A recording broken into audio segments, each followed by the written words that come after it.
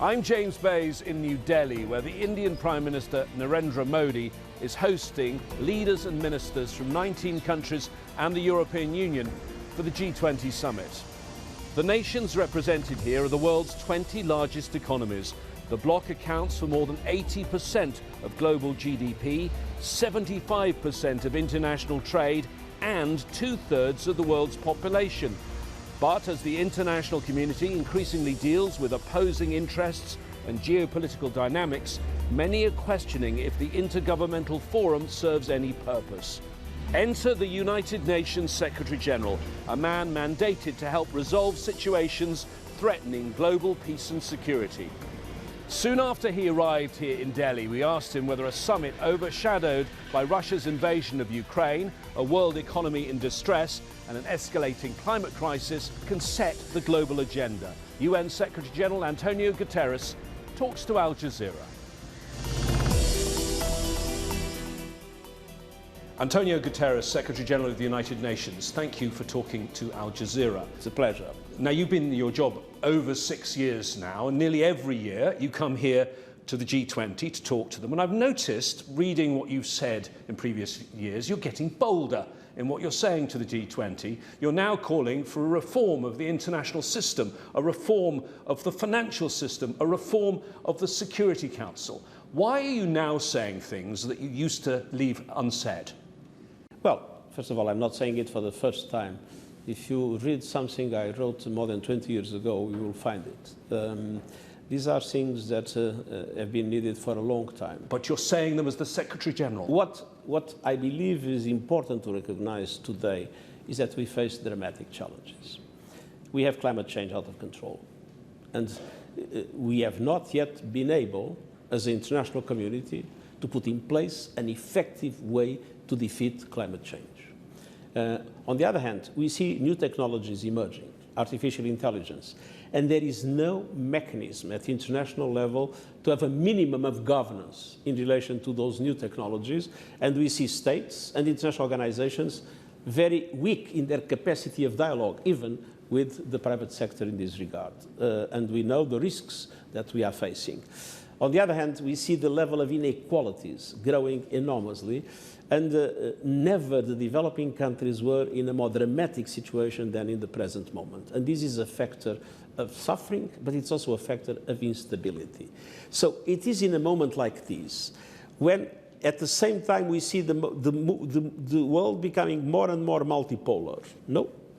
We see that multipolarity emerging, that we need to recognize that we need stronger and more effective multilateral organizations. What's wrong with what you have? What's wrong with what you have right now? The multilateral organizations we have today, and we have been talking about the Security Council, we have been talking about the Bretton Woods system, were created after the Second World War.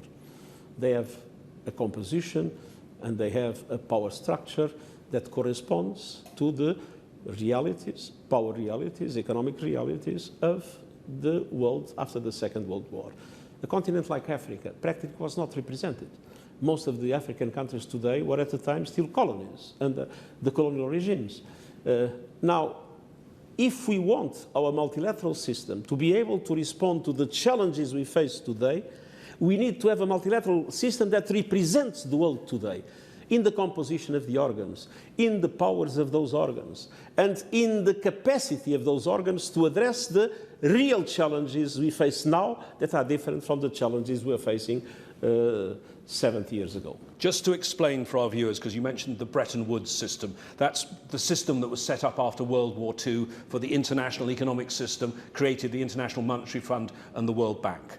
So tell me, why have you not at certain points spoken out more on these issues if you want to change things? Even this year, I'll give you an example. There was a new president of the World Bank, Ajay Banga, the 14th president of the World Bank. Yes, he was born here in India. Yes, he's a very distinguished economist, but he's a US citizen.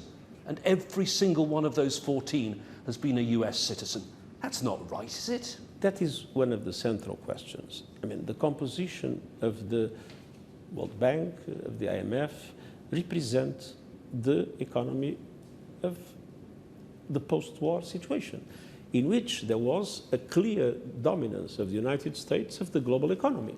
And it was the United States that, with the Marshall Plan, has helped Europe come out of the devastation that was caused by the Second World War. So it was a completely different world. Now we have, as I said, a multipolar world. We have a lot of emerging economies that today are very relevant. We have continents like Africa that need to have an adequate representation. So it is clear that these bodies need to readjust their representation to the realities of today. And at the same time, it is clear that they need to gain the dimension that is needed.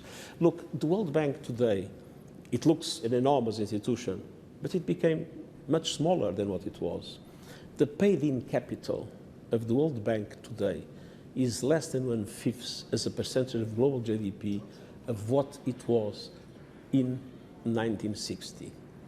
And either we transform these organizations into truly universal organizations, and with the level of capital that is needed to be really the safeguard of the crisis of the global economy, or the fragmentation of the financial system will be inevitable, because other realities will emerge.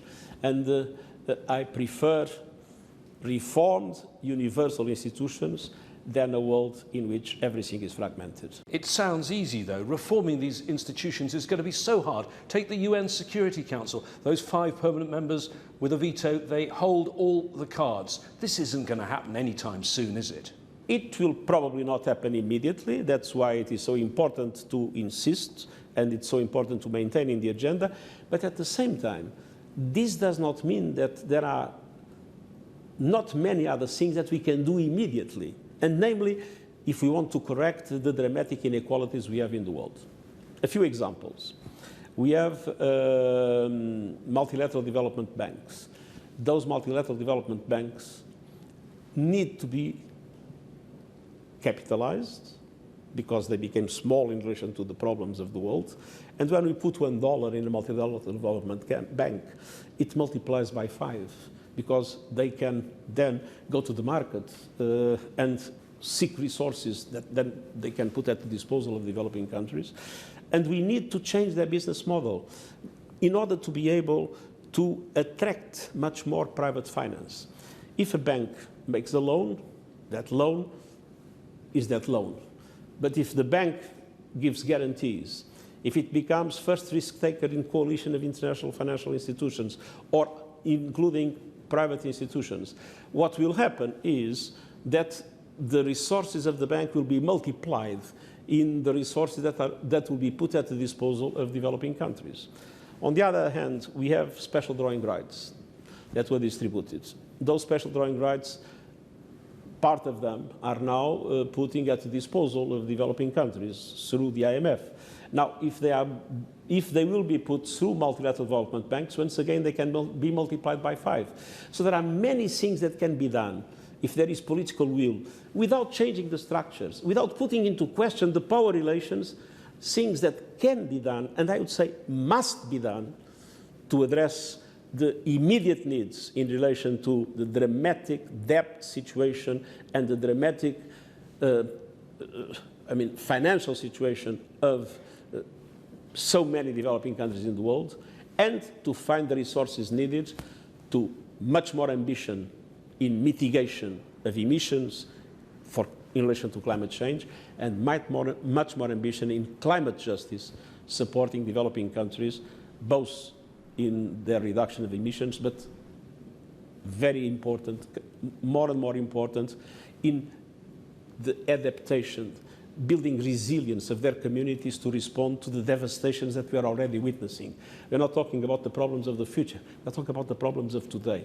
I came from the African Summit on Climate. 17 of the 20 hotspots that are today devastated by droughts, by floods, by all kinds of storms are in Africa. And Africa has not the resources to respond to it. So we need more ambition in mitigation, more ambition in climate justice. Secretary General, you've warned of something you called the Great Fracture. a decoupling of the world into two rival camps. Now, here at the G20, we have President Putin, who's not here. Perhaps that's because of the ICC arrest warrant, which means he can't travel. But President Xi, for the first time, is not coming here. He was centre stage last month at the BRICS summit that took place in South Africa. Do you fear that the fracture is already starting, with the G7 and the US on one side, China and the BRICS on the other? I think there is a huge risk of that to happen, and I think that would be extremely negative for the world. The IMF has calculated what is the negative impact of a decoupling of the world economy, and it came to the conclusion that it would be a loss of $7 trillion US. I mean, this is something we can't afford in the terrible situation we are already living. We need one global market with clear rules.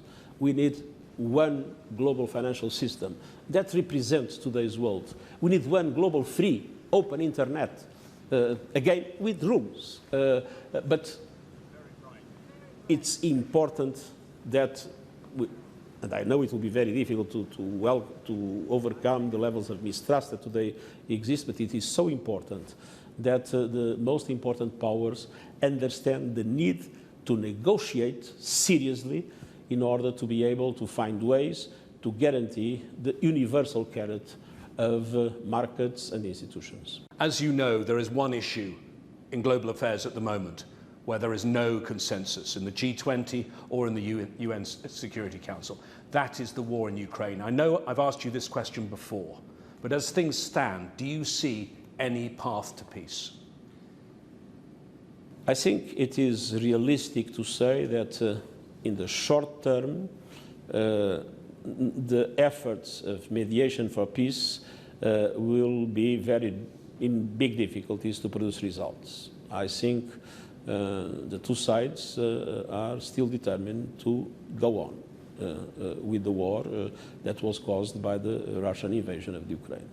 But of course, one day it will have to end, and I strongly hope that it will end with a just peace, and a peace in line with the values that the UN represents, namely the values of the UN Charter and international law.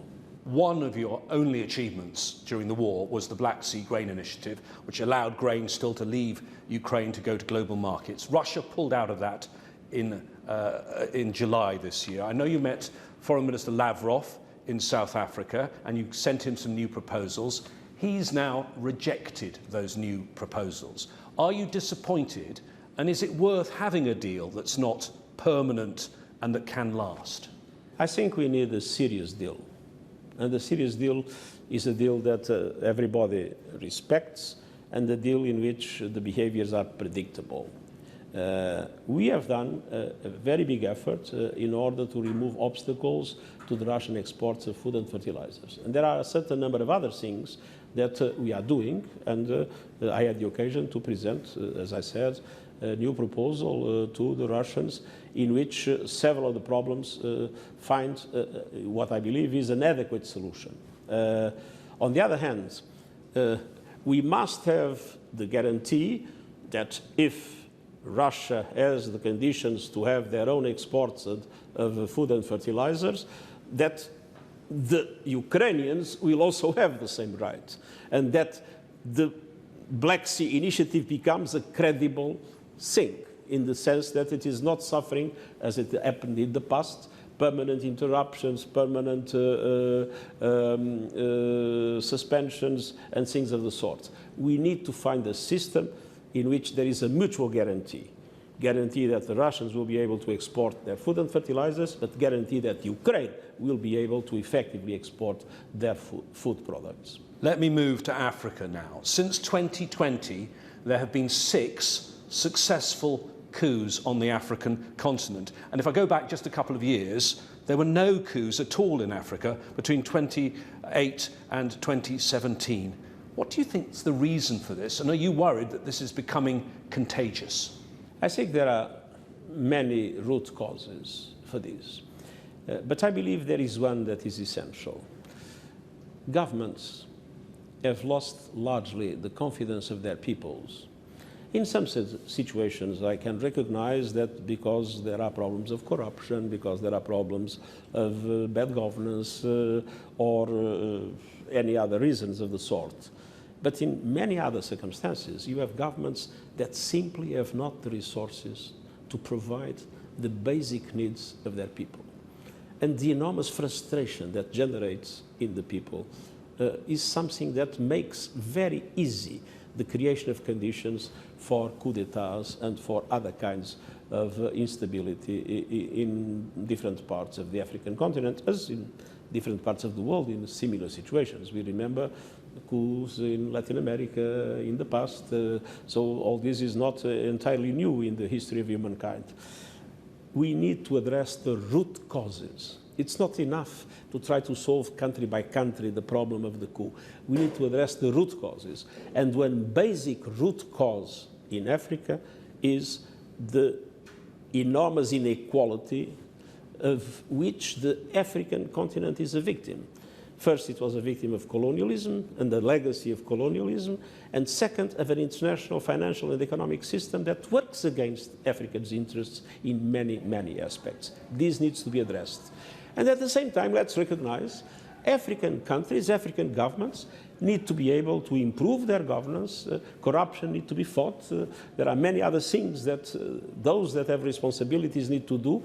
But that is true in Africa as it is in all other parts of the world, because it's essential to reestablish a relationship of trust between those that rule those countries legitimately, elected properly, but lack the resources to provide to the needs of their people, rebuild the trust between those governments and the people.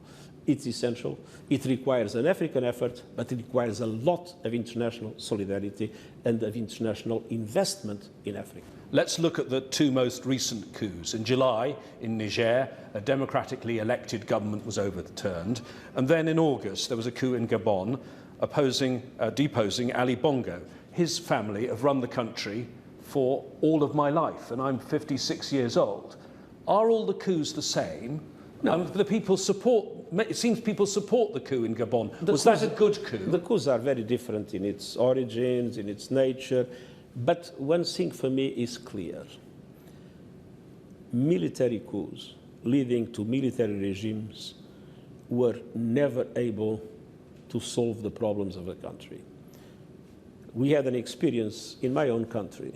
We had a revolution in which a dictatorship was put aside by a military intervention. But immediately, that dictatorship was moved and democracy was reestablished. So there are ways in which the military can move in order to create democracy and democratic institutions and support them. What unfortunately we witness is a logic of power grabbing and a logic of creating regimes that in most of the situations are much worse than what we had before and are totally unable to solve the security problems, the economic problems, the social problems of the countries. A decade ago, the international community was so concerned about the situation in Mali that it set up a UN peacekeeping mission. At one point, you had 15,000 peacekeepers there. Now they've had to leave because of the government installed by the coup has ordered you out. Do you fear what is going to happen next? In Mali and across the Sahel, will there be more insurgency, more violence, more volatility? Let's be clear about one thing. The peacekeeping force in Mali was a peacekeeping force in a country where there is no peace to keep.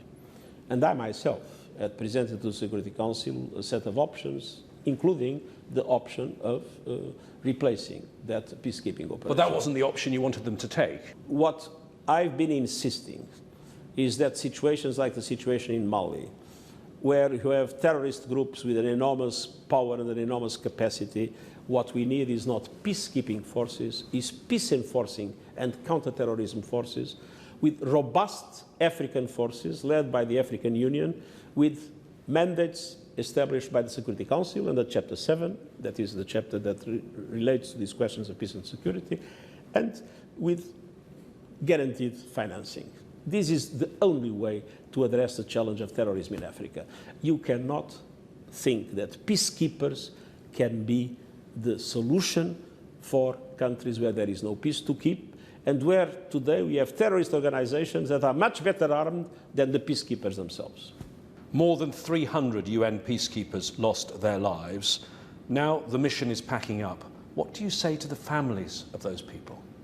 Well, I express my deep, deep regret, my deep condolences. It is one of the biggest sources of suffering I have. We have improved a lot the situation with the measures that we took, the so-called Action for Peacekeeping and Action for Peacekeeping Plus. We were fortunately able to reduce meaningfully our losses, but to see those that are sacrificing their lives to save, to rescue people and to save the lives of other people being killed is something that really breaks my heart and creates me an enormous discomfort.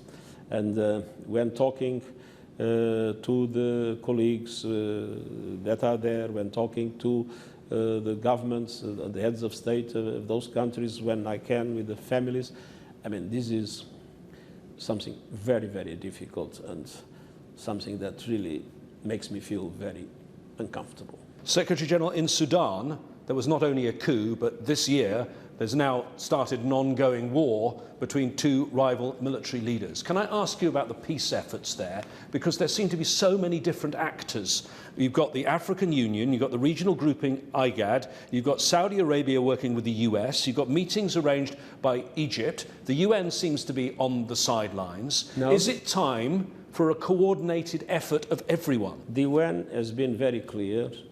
We are for African solutions, for African problems, and we support the African Union and IGAD in their initiatives. And we believe that is the best way for the UN to be useful. But there are lots of different initiatives. Isn't it time, for example, in Libya, everyone came together in Berlin and had a joint approach. Isn't it time for something like that to happen with regard to Sudan? The problem is that in relation to Sudan, you have too many interests and too many contradictions of those interests, and that is what makes the situation particularly difficult. And on top of that, you have a situation in which the struggle for power, not only among two men, but among two groups, became something that is totally unacceptable. Secretary General, everything we've discussed in this interview has been really, really grim, and there are so many conflicts and crises we haven't had time to discuss. So can I ask you, in your time on the global stage, and you became the Prime Minister of your country in Portugal back in 1995, nearly 30 years ago, have you seen the world in a worse state than it is now? I think the world today faces much worse challenges, and unfortunately the levels of suffering have increased dramatically.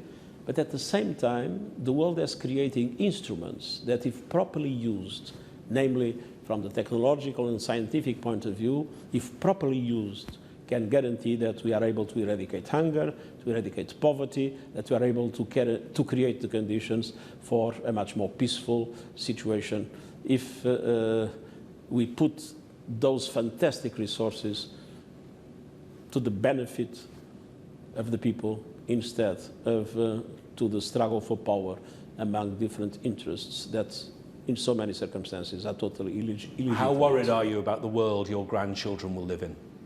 Well, I wrote a letter to my granddaughter asking her to open the letter only when she comes to my age.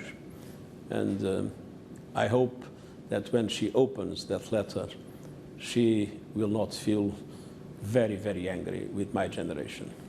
My generation, until now, has essentially failed in giving a response to the dramatic challenges of the world.